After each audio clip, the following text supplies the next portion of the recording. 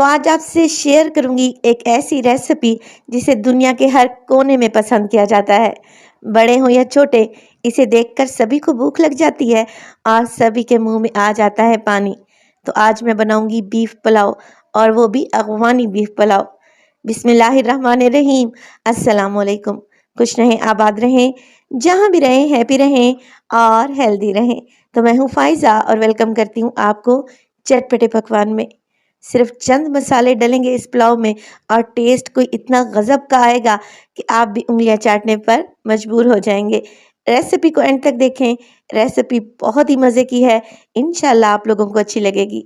Recipe अच्छी लगे like कर दें और चटपटे पकवान को सब्सक्राइब भी कर लें। तो चलें जल्दी से रेसिपी स्टार्ट कर लेते हैं। सबसे पहले तो एक फ्राइंग पैन में लूँगी 1 टेबलस्पून में घी का। आप कुकिंग ऑयल भी इस्तेमाल कर सकते हैं, मगर ओरिजिनल रेसिपी घी में बनाई जाती है। अब 1/4 कप इसमें मैंने किशमिश डाल दी है। तो किशमिश को आप लोगों ने अच्छे तरीके से साफ़ कर लेना है, 1 से 2 पानी में धो लेना है और इसकी डंडी को रिमूव कर दें और 1 मिनट के लिए फ्राई करें। जैसे ही किशमिश फूलने लगे, आप इसमें डाल दें गाजर। गाजर मेरे पास है 2 बड़े साइज़ की। अच्छे से छीलने के बाद मैंने इन्हें जूलियन शेप में कट कर लिया है। अब गाजर को भी फ्राई करेंगे 1 से 2 मिनट के लिए। हल्की सी ये नरम पड़ेगी तो मैं इसमें डाल दूंगी 1 टेबलस्पून के करीब चीनी। अगर तो गाजरें बहुत मीठी हैं तो फिर आप चीनी की मिकदार को कम भी कर सकते हैं। बस चीनी डालें और हल्का सा मिक्स करें। चीनी कैरामलाइज होकर गाजर पर अच्छे से चिपक जाएगी। जब अच्छे तरीके से चीनी मेल्ट हो जाए, फ्लेम को ऑफ कर दें और इसे एक साइड पे रख दें। पुलाव की तैयारी कर लेते हैं। तो 1 कप मैंने ले लिया है यहाँ पर घी। 1 किलो चावल और 1 किलो गोश्त की रेसिपी आपको देने लगी हूँ। अब घी में डालूंगी मैं हाफ टेबल स्पून सफ़ेद ज़ीरा। इसके अलावा 2 बड़ी इलायची, इनका मुंह खोल कर डाल दें। इसके अलावा 3 से 4 छोटी इलायची भी डालेंगे अच्छी खुशबू के लिए। और इसमें डालेंगे एक बड़े साइज़ का प्याज, जिसे बिल्कुल बारीक सा मैंने स्लाइस कर लिया है। अब ये 3 खड़े मसाले जाएंगे सिर्फ, और प्याज के साथ हम इसे फ्राई करेंगे। अब जितना आपको पुलाव का कलर डार्क करना है, उसी हिसाब से प्याज को फ्राई करें। मुझे ये पुलाव लाइट गोल्डन अच्छा लगता है, तो मैं हल्का सा ही प्याज को कलर दूंगी।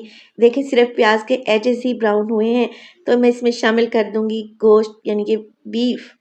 अब ये बीफ है मेरे पास 1 केजी और इसके बड़े बड़े पीसेस हैं, आप लोग देख रहे हैं। आप ये रेसिपी मटन या फिर चिकन में भी बना सकते हैं, मगर ओरिजिनल रेसिपी जो है वो बीफ में ही बनाई जाती है।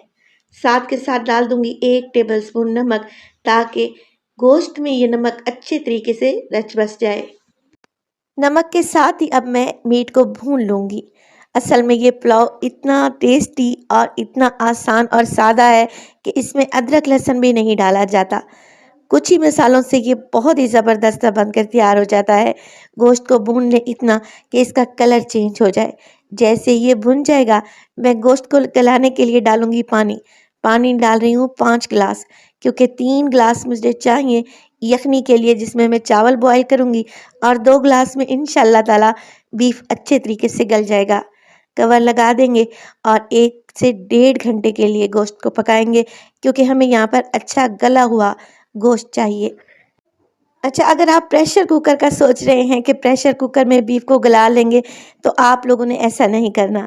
पतीली में ही बीफ को गला लें, ताकि इसका एक्चुअल टेस्ट निकल कर बाहर आए। तो यहाँ पर मैं चावल को भी भिगो लूँगी, मगर चावल को आपने सिर्फ 30 मिनट पहले ही भिगो लेना है।